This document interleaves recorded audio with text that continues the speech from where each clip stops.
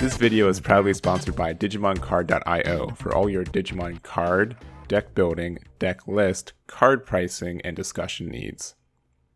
Hey everyone, Eggman here with another video, and today we have the top 8 list from the TCG Con event that happened this past weekend. It's hosted by PPG, and they gave me these lists to give to you guys, so thank you to them for doing so. Make sure to check out the other events they have planned for the summer, including the upcoming Philadelphia in-person regional this upcoming weekend, so check that out. And yeah, let's just kind of jump into this guy. So it was an in-person event in Colorado, 65 players, so it was a 5-round tournament with a top 8 cut, which they did play out. And after that top 8 cut, we did have 3 Imperialdramon, 1 Mastemon, 1 Yellow Hybrid, 1 BlackWarGreymon, 1 AncientGreymon OTK, and an Armor Rush. And if you look at this top 4 too, even though that Imperialdramon was 3 of the top 8, it did not get any wins in that first round of top 8. So there's that. We also do have the top 8 cut rounds too, if you want to see those to see what the matchups were. And yeah, we did have Mastemon take the entire tournament, which as soon as I made a tier list video saying it was going to be very hard to keep doing that, it happened again. So what do I know about this card game, right? So with that, let's jump on into the actual deck list. Again, we do just go over the top list from each archetype. So we're going to start off with the first place Mastemon. And to start us off, I don't have a lot to say about this Mastemon list that I haven't said already, because I saw it and I'm like, this looks very similar to Human's first place top cut event list that he ran at the beginning of the month. And it is exactly that list. Ignore the cards changing order. They are the same ratios. And I think this just kind of goes down to what I've been saying about Mastemon for a while now. It is less about the individual text, though they should and do exist in most of the cases, but it is a very, very pilot-centered list, especially since this was a best of 3, no mulligans tournament, no sideboard either. So obviously Mastemon really, really appreciates a mulligan if it exists in the format, but even without it, it does have a lot of strong plays and everything else. So I think this is just a kind of showcase that this is a fantastically strong Mastemon list, but there's 2 things. 1, it's expensive, but 2, it's very, very skill-centered, and there are a lot of decision points for this, and kind of, you know, knowing your outside. And what the biggest thing about this list too, and Mastemon in general, I feel like, is you have to kind of know what's in your security, or you have to, you know, decide, you know what, do I have to rely on my security on this one? Is this the gamble I have to take, or do I know that there's nothing good in there?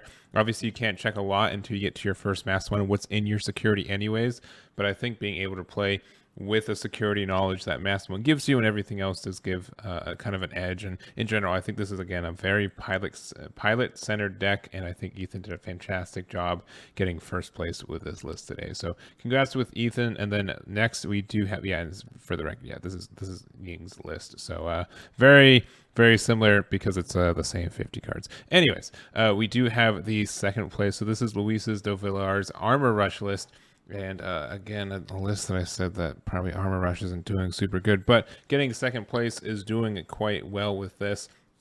The kind of big changes I've seen with this is adding at least more of the hybrids in there. And what I've been knowing after playing the deck a little bit too is if you want to go into your Chimeramon, probably the easiest way to do this for the deck, or at least going into your level 5s, is just to use a hybrid to go into a blue level 4, and then from there do the DNA Digivolve. So, you know, just have like a Lydramon safe and raising and push it up. You can go Kumamon, and then you can use the effects of it, and then you can go in the Chimeramon from there. And but also, like, it's hybrids are fantastically good cards. Being able to Digivolve on top of your Tamers to get that final swing, it was pretty good there. Using the armor texture, which I have not seen as much success with lately, but doesn't mean it's not a good card at the right time. 1 Plasma Shot 2 to get the kind of board clearing. Fire Rocket is probably one of the most aggressive cards in this list, and some people swear by the cards. I think it's good. Don't get me wrong. Security attack +1 for 1 memory is fantastic, but you kind of have to, I don't know, I feel like you have to draw at the right time. And with as many option cards as you're seeing right now, sometimes you just don't see any of your starters, and you just kind of go from there. But obviously it worked very well. And also 2 of the Megadeth, which normally I don't see Megadeth in these Armor Rush lists, so interesting to see it be put into this. And again, congrats to Luis with their finish here, and a very, very strong list indeed. Next up, we do have Ryan Tisbe's Yellow Hybrid. I will say, I will give Ryan, these are some interesting choices added to the list.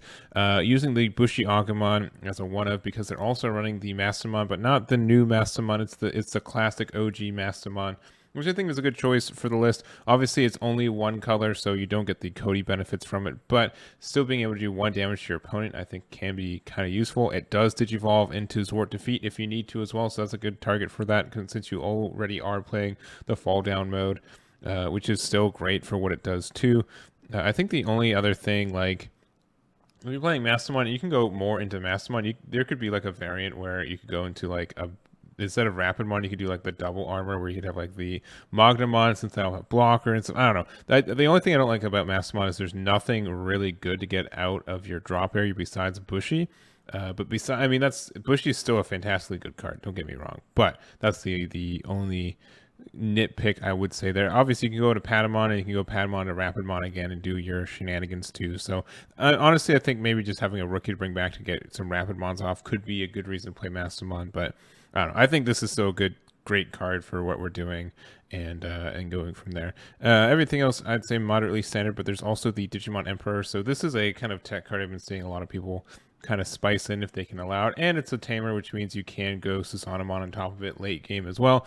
All turns one of your opponent's level 5 or lower Digimon's lead, you can just spend this tamer to draw 1. And also, opponent's turn 1 on 1 of your opponent's level 3 Digimon is moved into the breeding area from their breeding area to their battle area. You get to gain the 2 memory. So this kind of, makes it so your opponent's not, disincentivized from doing that, which is really good in the mirror too, because you normally want to push up the Patamon and then you go into Rapidmon. So this could be like a great card in the counter and a lot of other matchups too. But that's just a good idea for this, especially since this kind of goes into Jet Sophimon and kind of sits there. So if you're able to pop one of your opponent's level 5 or lower Digimon, you get to draw those cards, and that can kind of help you there. So I think it's a good tech, especially in a deck that already uses tamers, and I like the addition there.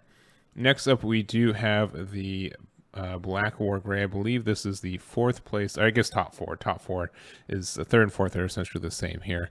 But using the BlackWarGreymon, a list that I think a lot of people have been trying for most of this format and not seeing a lot of success, seeing some success, don't get me wrong, and Black is one of them. Though I'd say that there are still consistency issues with this deck at times, but being able to run, how many rookies are playing? 15 rookies here, and then going into the Greymon. The big thing that I've noticed is that there are too many good Greymons to run that you have to really choose which ones you want. So I think the BlackGreymon is almost always added. The BT5 Greymon, about 3 per is standard, and then only 2, even though this can win you the game, just because you're running the Chimeramons, you can get it back from the trash to put it underneath it, which to get that security attack +1 can be kind of helpful. The GeoGreymon is a nice add too, especially since you're doing your DNA devolution with Chimeramon. It does help you there. We do also have the Metal Greymon and also the EX 1 Metal Greymon. So when attacking with this Digimon attacks your player, you can delete one of your opponent's Digimon with 4k DP or less, which is fantastic for the Mastemon matchup. It doesn't really, I don't know, and popping like the occasional rookie too. Not all matchups have a great card with this to pop, but it does exist. And then also your turn, when this Digimon has Machine or Dragonkin in its traits, which it will, it gains piercing for the turn, so being able to do that is good. WarGreymon, security attack +1, and getting rid of the effects of options and security is good. This guy we already know is good. And then we'll also have the Blitz WarGrey as well. When this Digimon attacks a player, if you have a tamer play, you can delete one of your opponent's Digimon with blocker. But also being able to Blitz into off the Metal Greymon to just swing into something that's already active can be good too, especially since you can get the bonus from here or from your, I guess the eggs are just the draw one, so never mind, but just the Greymon as well. You can get the boost up, and this can swing into things with Blitz, which is kind of nice. Tai makes sense, Hero makes sense, though I'm surprised it's a 1-1 split. I'd almost think Tai is better most of the time. Nokia is good, and a red memory boost. So that's Blake's list, and congrats on their top 8 finish there. Next up, we do have our first Imperialdramon, and only, this is Jesse Smith's Imperialdramon, got top 8 with this. I don't have a lot to say about this archetype. I do see a lot of, I guess, standard one-ofs and such coming into the meta. So Mastemon coming in most of the time. People like to tech this in, especially since it's a blocker, which is good in some matchups. We do see one blue hybrid, which is pretty standard. Going into the Betamons as well, you do ruin some of the Vmon capabilities and kind of Vmon synergies by having a non-Vmon rookie, but Betamon is still good, especially in the mirror match. You don't want to hit that Hammer Spark and security.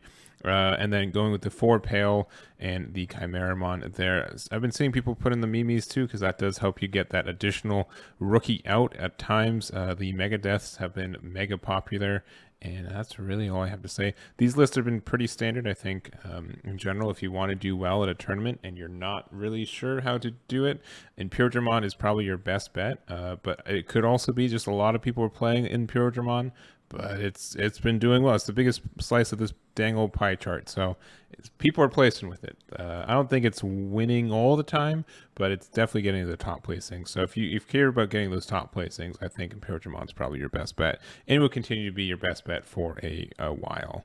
Last, we're going to go into our AncientGreymon OTK, and it's what it is. It is a fantastically good deck when you see the cards you need to, and then your opponent wins otherwise. Some choice picks that I've seen in this one, I think the Crimson Blaze, which is surprisingly kind of slow card for this deck. If you guys don't know, you pretty much just bake a really big stack with this AncientGreymon, you swing with it, and then you Digivolve into Omnimon, and then you have your OTK from there.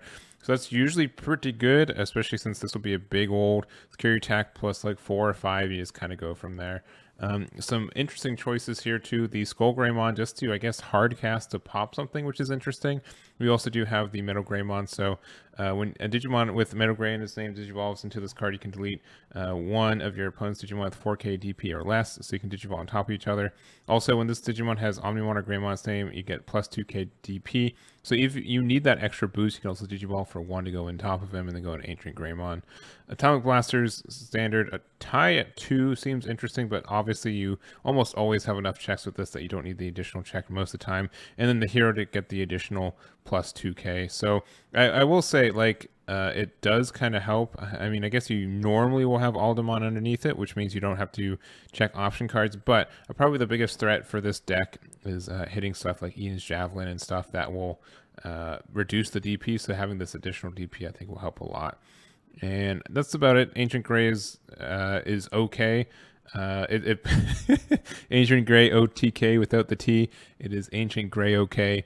We'll probably see it make a top 8 finish, top 16 finish every once in a while, and I'd be very surprised if it wins the event because it can be very bricky. But if you don't have a blocker, if you're not expecting this deck to be across from you at the table, then you could be in some really big trouble. But that is going to be it for me today. Again, thank you so much to PPG for giving me these lists to give to you guys as well. If you want to see the list yourselves, the top 8 document should be in the description. And that's really all I have for you guys. So thank you guys so much for watching. I really do appreciate it, and I hope to catch you all next time.